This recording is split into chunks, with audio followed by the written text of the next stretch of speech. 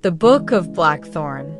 The wind howled across Yorkshire's moors, rattling the warped windows of Blackthorn Manor.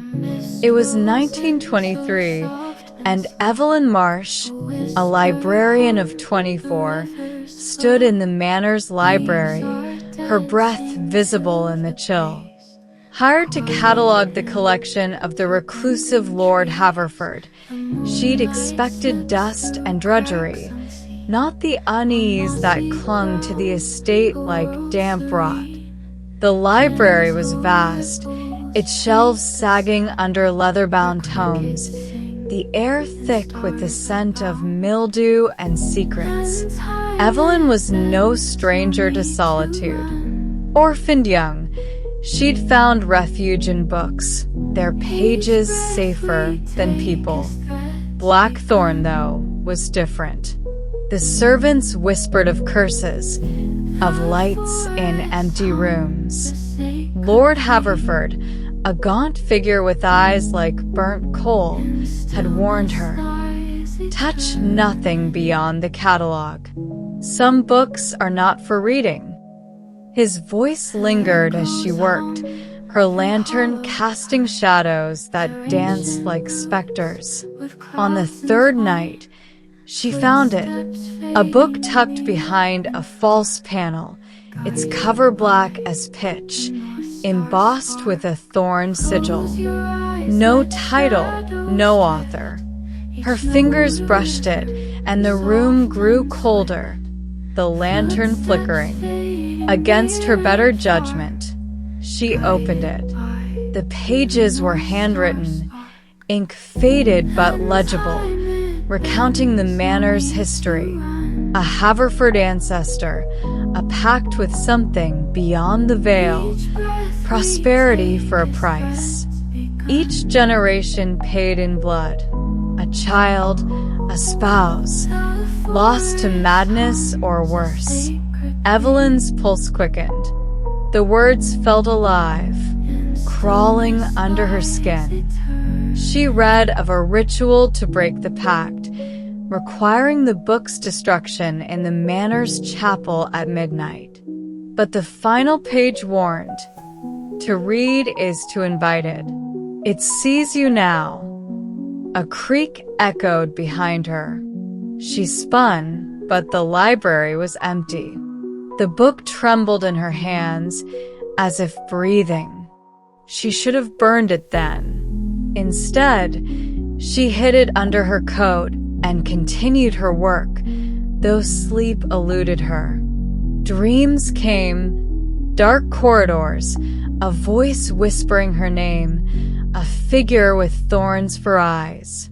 By day, the manor seemed to watch her. Portraits shifted, their gazes following. The servants avoided her, their mutters turning to prayers. Lord Haverford cornered her one evening, his grip bruising. "What have you touched, girl?" he hissed. She lied, but his eyes bored into her, knowing. The book called to her. She read more, unable to stop. It named the entity, the Thorned One, bound to Blackthorn's foundations. It fed on the Haverford suffering, and now it wanted her. Visions plagued her, her own face, twisted, thorned, smiling. Yet the ritual promised freedom, not just for her, but for the manor's cursed line. She had to try. At midnight, Evelyn crept to the chapel. The book clutched tight. The air was heavy, the stained glass windows glowing without moonlight. She set the book on the altar, her matches ready.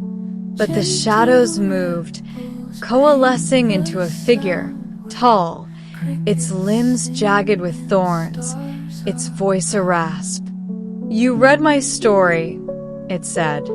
"Now you are mine." Evelyn's knees buckled, but she held the match. "I'll end you," she whispered, striking it. The flame flared, and the Thorned One laughed, its presence crushing. burn it and you burn yourself. You're part of me now." She hesitated. The visions had shown her fate, madness, like the Haverfords or worse. But she saw her life too, lonely, safe, empty.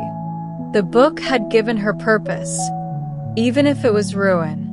She thought of the servants, the children yet to be born into this curse. Her fear hardened into resolve. "I'm not yours," she said, and dropped the match.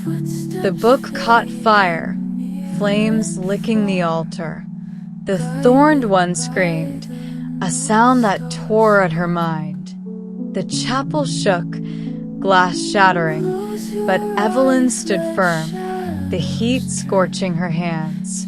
The figure withered, its thorns crumbling to ash.